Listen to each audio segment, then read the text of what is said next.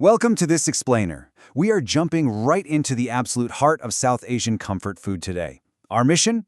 To completely demystify the art of the perfect, flaky flatbread.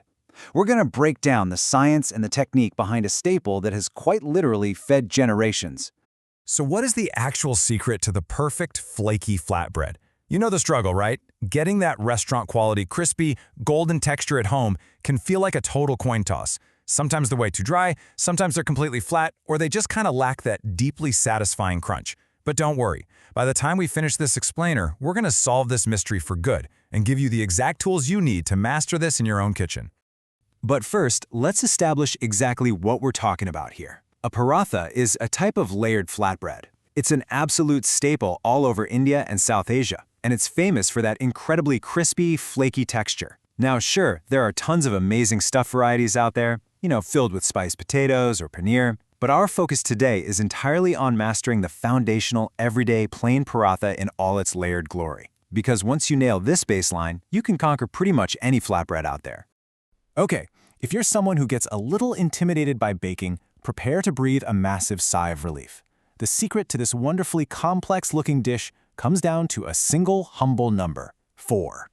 We're talking about just flour, salt, water, and fat.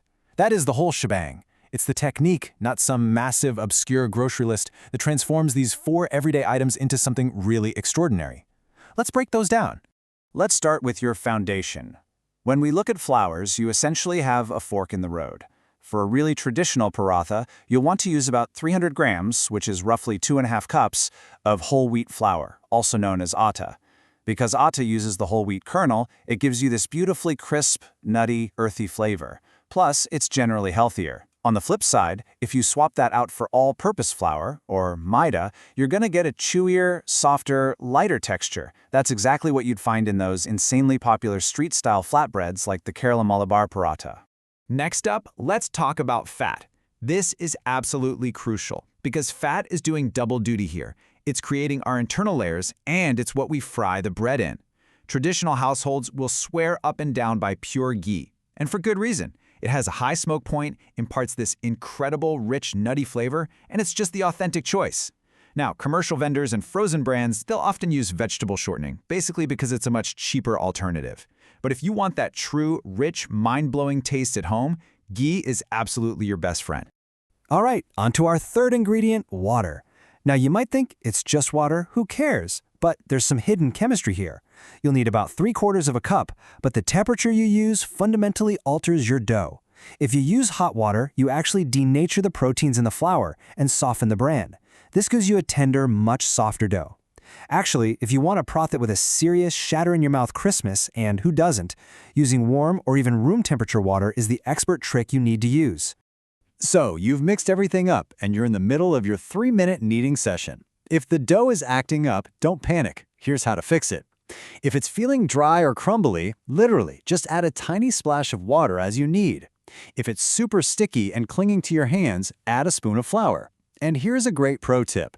If your specific brand of whole wheat flour happens to have a lot of bran in it, you're naturally going to need to bump up your overall water ratio. Once that dough is soft and pliable, give it a quick coat with a few drops of oil, cover it up, and just let it chill for anywhere from 20 minutes to an hour. Section 2. The geometry of flakiness. Mastering the folds.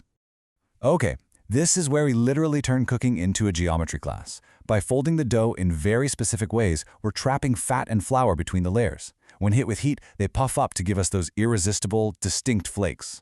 Let's start with the classic square paratha. It's highly organized, kind of like folding an envelope. You roll a small dough ball out to about 5 to 6 inches, smear on some ghee, and sprinkle a little flour. Then fold the left third over the middle, followed by the right third over the middle. Dab on a bit more ghee and flour, and fold the top third and bottom third over the middle. Boom, you've got a perfect square packet. Finally, just roll that out into a 6 to 7 inch square flatbread. Now, if you want something incredibly simple but still super effective, the triangle paratha is totally your jam. Take that same 5 to 6 inch round rolled dough, apply your ghee and flour layer, and just fold it right in half to make a semicircle. Apply a little more ghee and a pinch of flour over that, and fold it in half one more time to create a triangle. Then, carefully roll it out. The golden rule here? Every single time dough touches dough, there absolutely must be a barrier of ghee and flour between them. That's what creates the flake. For those of you wanting a slightly more advanced, really tactile method, let's talk about the round layered paratha. It looks stunning. For this one, you spread your dough into an oblong shape, get your ghee and flour on there, and roll it up tightly from one side to make a long log. Next, gently stretch that log by pulling the ends and coil it up, kind of like a snail shell from one end to the other. Tuck the final loose end right into the center of the coil. When you roll this coil dough out to your 6 to 7 inch round, you get these massive, beautiful, circular layers. But hey, hold up. Before you take your rolling pin to any of these beautiful geometric shapes, listen to this absolutely essential tip from the source material. Quote, light-handed, even rolling helps them cook uniformly. If they are too thin, they won't puff up or end up too crisp like papad. This is a big deal. If you go in heavy-handed and crush the dough, you literally mash all those delicate layers back together, completely ruining all your hard geometric work. Roll gently and keep them just thick enough so they can cook evenly on the inside. Section 3. The perfect golden fry. Heat management and visual cues. We have reached the climax of our culinary journey. Everything you've done so far comes down to the numbers 40 to 60.